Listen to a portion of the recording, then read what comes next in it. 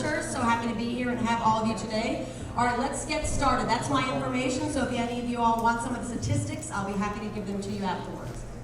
All right, this is a South Florida market update. We're going to give you a quick overview on who's bought in South Florida. That includes from Monroe County all the way up to Palm Beach and Martin. And we're using 3 different sources, just so you know, and you'll have access to all of these reports afterwards, national, state, and local. All right, $54.4 billion is what international buyers spent on U.S. property during the pandemic. So look at the number at the bottom, April 2020 to March 2021. We're gonna go macro to micro. We're gonna start a little bit nationally and come in locally. But what was happening during that time, 2020 to 2021, right? No planes were flying, borders were closed, and yet international buyers spent $54 billion on U.S. real estate. That's an amazing number. Now I want to give you a little bit of historical perspective. You see that? This is about a 10-year historical cycle there. The height was in 2017, $153 billion, and then obviously it dipped a little and we've had our pandemic years, but that's still a lot of money. If you see number of actual purchases, 107,000 units. Again, the height was back in 2017, 284. So this really shows the dynamic and the depth of how the international buyers affect our U.S. real estate. The reasons for decline, these are real obvious. Pandemic plunges, travel and tourism, stronger U.S. dollar. We all know that. Borders closed, flights stopped. So, who are the nation's top buyers? Who is buying all this property? Who is spending $54 billion? You guys know? I like to do a little flag stuff too. We've got a few flags. Anybody recognize some of these countries? All right, good. We've got a little bit of a gift. You guys are real smart realtors, right? All right, look at this. The top 5 foreign buyers. This is, again, buying U.S. property. Canada, Mexico, China, India, and UK. Now look at those percentages. They're actually kind of low. Now in the past, they used to be much higher, but these are typically your top 5. Look at this information. So again, I love the historical. We look at history to see future trends. So this is your historical perspective back to 2007. So look, typically stays number 1, right? Canada, and if you see back in 2011, 12, 13, we're in the 20s, 23%. We have Mexico, China. China was a huge buyer of U.S. property until what? Pre-pandemic. It was called the U.S.-China Wars a couple of years ago, pre-pandemic. India, so these are typically your top countries buying our U.S. property.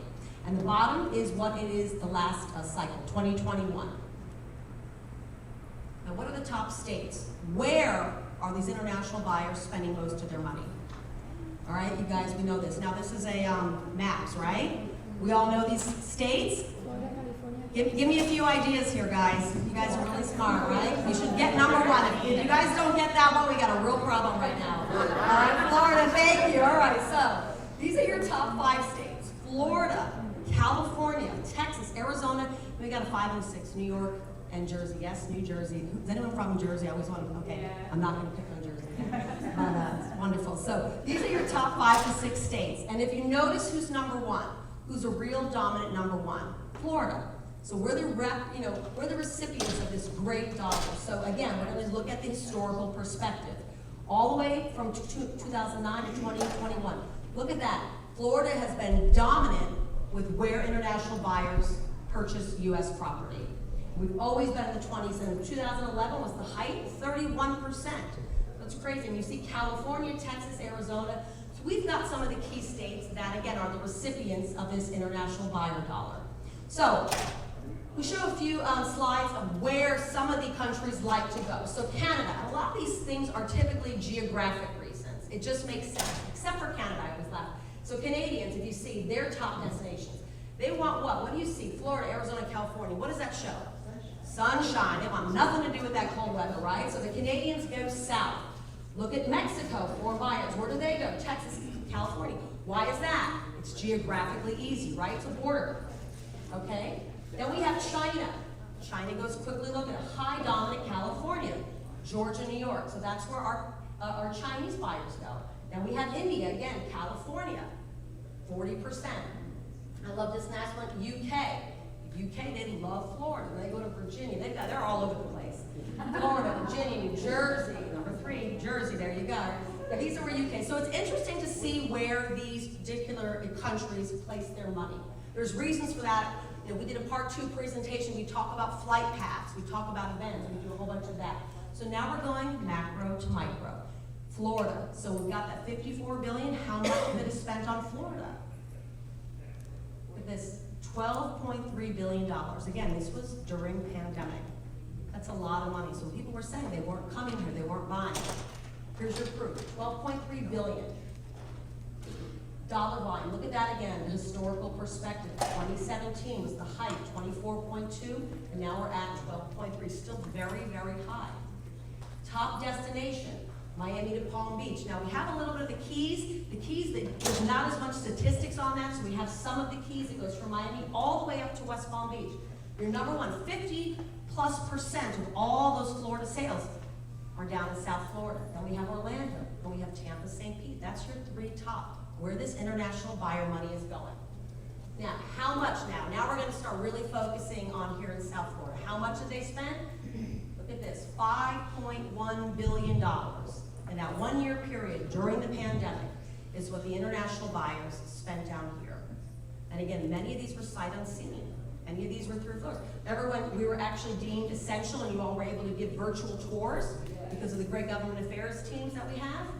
This is how you're able to do it, and you still sold $5.1 billion. All right, and again, historically, 2018, 8.7.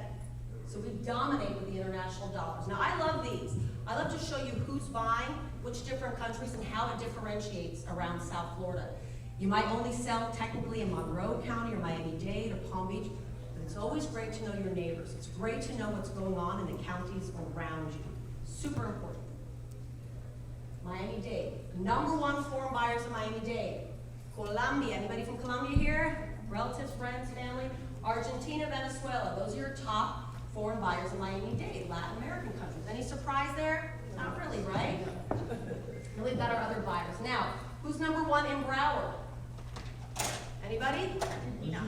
I always love you guys have to say this, thank you, because it's not Canada. So thank goodness. I always say it, and I'm walking over, but you guys don't say that, and I feel real silly. It is not Canada. It used to be. But there's your major buyers, Argentina, Colombia, Peru. So look, who's up there again, number 2? Colombia, right? And we've got Peru, Canada, Venezuela. These are your top buyers in Broward. Let's go to Palm Beach. Who's number 1 in Palm Beach? Not Canada again, good job. So we go to Argentina, Canada, so it's actually a tie. Argentina, Brazil, Canada, Colombia. A 4-way tie. These are your top buyers. So look at that. Who is again in the top? I call the top. Colombia. You know, the dire, a lot of geopolitical reasons. Dollar changes, wanting to put their money. And that's why we get this benefit of the dollars coming here to South Florida. So these are where the differences are. We do not have statistics for Monroe because they don't have them yet. There weren't enough international buyers. 2 things that we love about these international buyers. You guys have ideas? The amount they spend and the cash they use. So international buyers, look at this.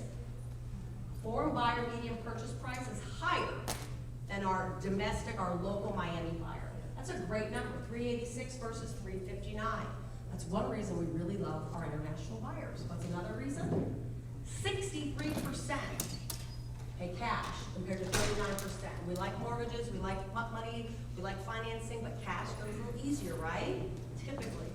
So this is another great reason why we like our international buyers. All right, now we've got another dynamic, particularly during the last couple years. Besides the international buyers, you all know we've had a lot of domestic, other buyers from around the country buying here in South Florida.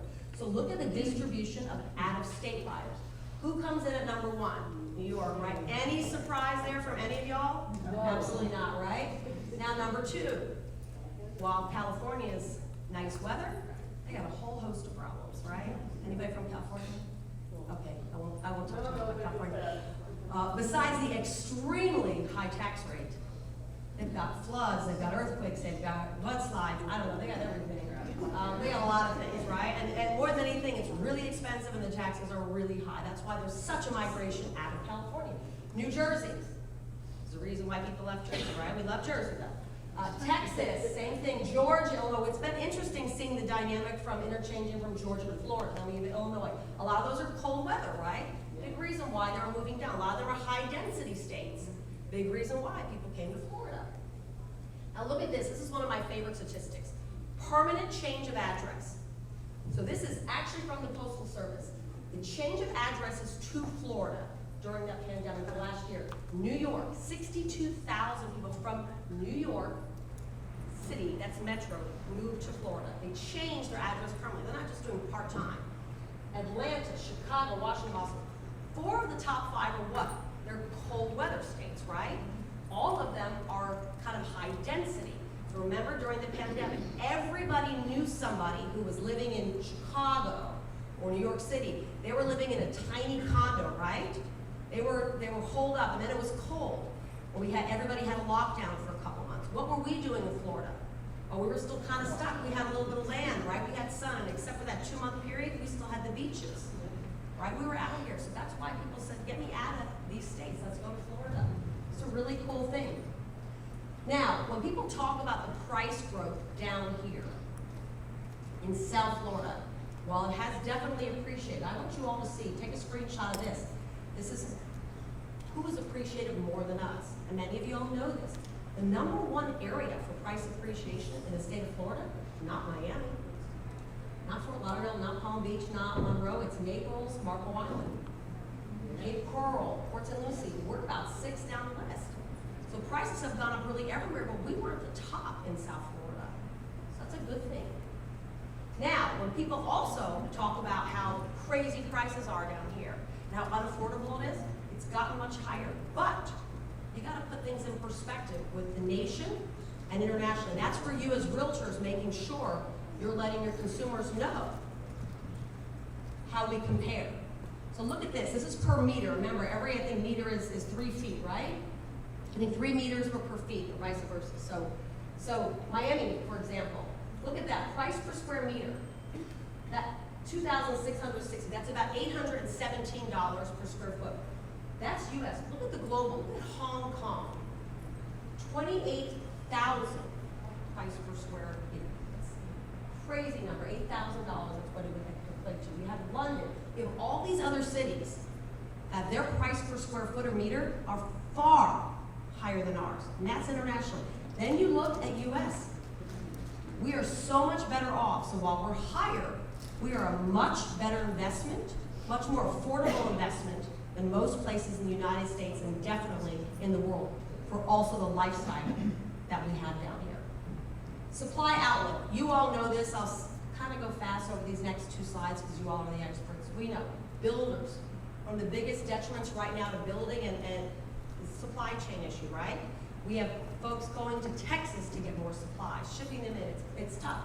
Might be a slight uptick in distressed properties.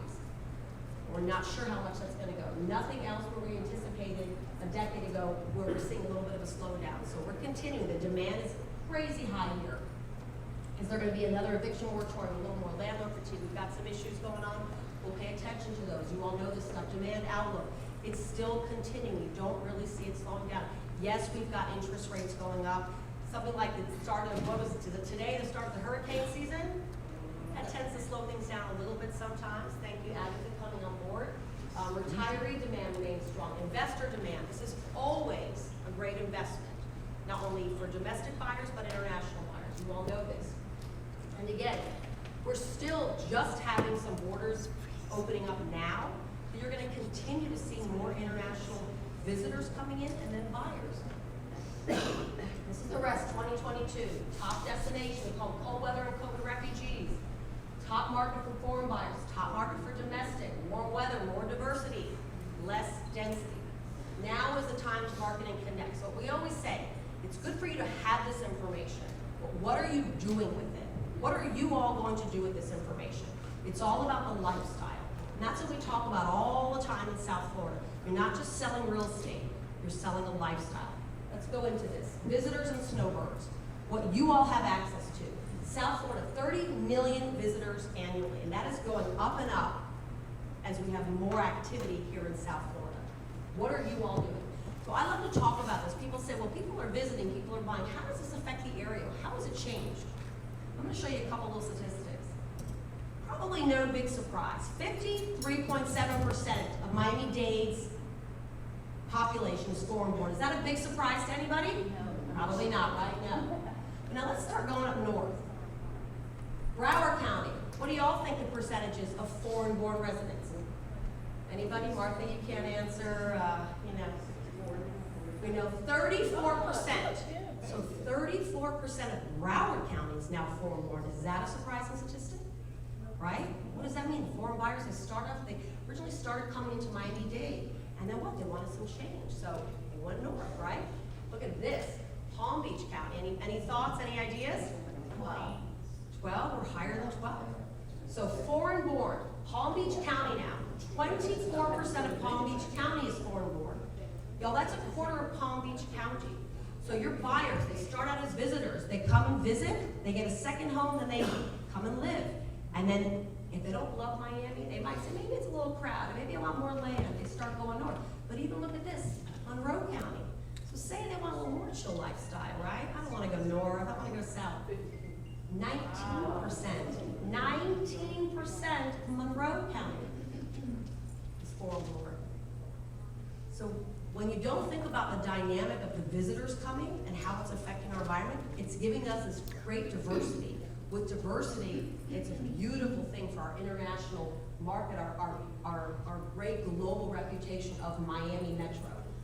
8th most populated region in the United States is our South Florida. 2nd largest health district. The reason I say this, I always like to give these two next statistics. You all need to know some of your key facts, what you have, what your consumers have in South Florida. 2nd largest health district. One of the #1 reasons why retirees might not leave is why? They like their doctors wherever they're at, right? So it's up to you all when someone's thinking about buying here and they say, I don't know what access there is healthcare in South Florida. We've got this access to the 2nd largest healthcare district in the United States in South Florida. That's a big deal for your retirees, for people who need medical attention.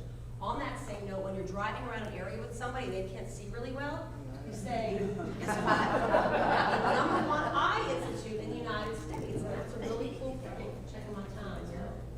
All right. I love this one. I love this one. A top U.S. banking and international business center. Why do I love this slide?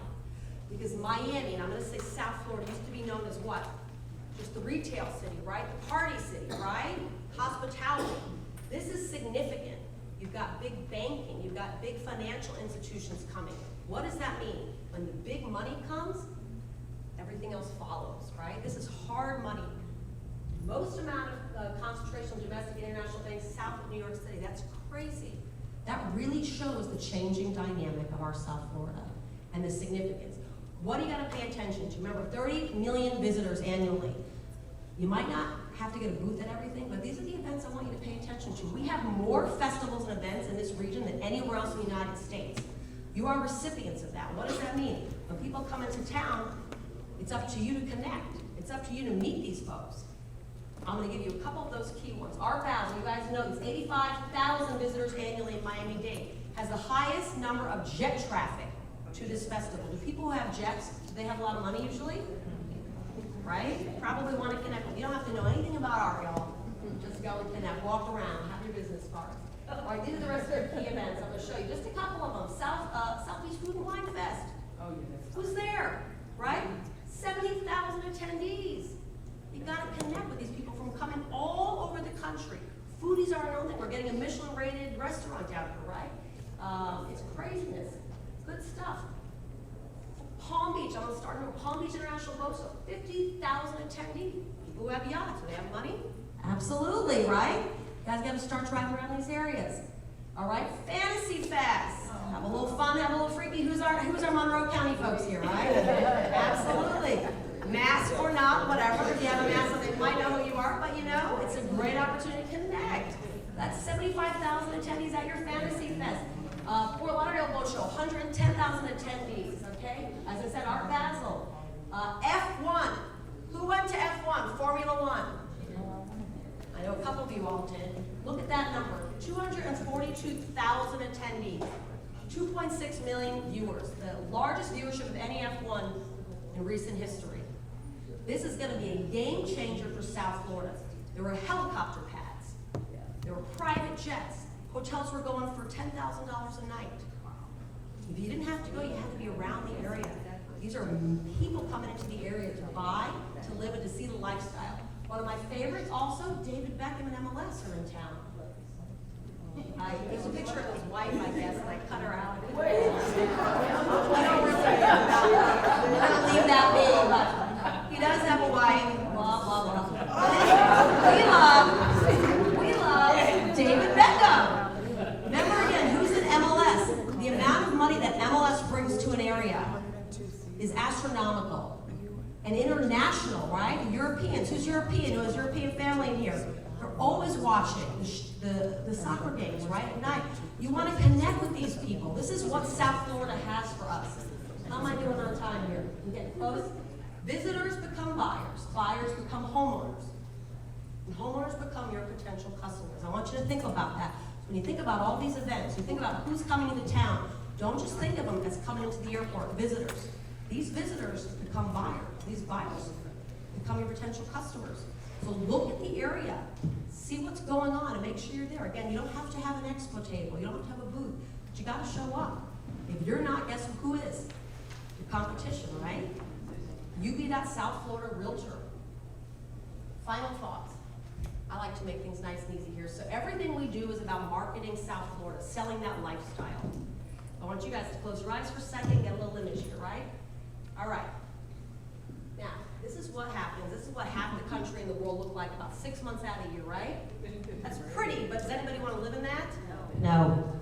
Absolutely not, right? You want to wake up to that? Heck no. I know some of y'all ski and stuff. You stay at a nice chateau and you ski, but it's nothing like this. You wake up in the morning and you have your husbands, or some of you have your wives, girlfriends, out of your kids, hopefully, do this, shovel the snow. How many did this in the past, right? Was that fun at all? Did anybody enjoy that? Absolutely not, right? So remember, many months out of the year, this is what people see. Your peers, your potential customers up north. They walk to work, this is what they do. Does anybody look happy in this photo? Nobody. They are miserable, miserable, miserable, right? And they get to work and people are still doing this, right? Crazy. Now, ready? And then the poor little guy goes, get me out of here too.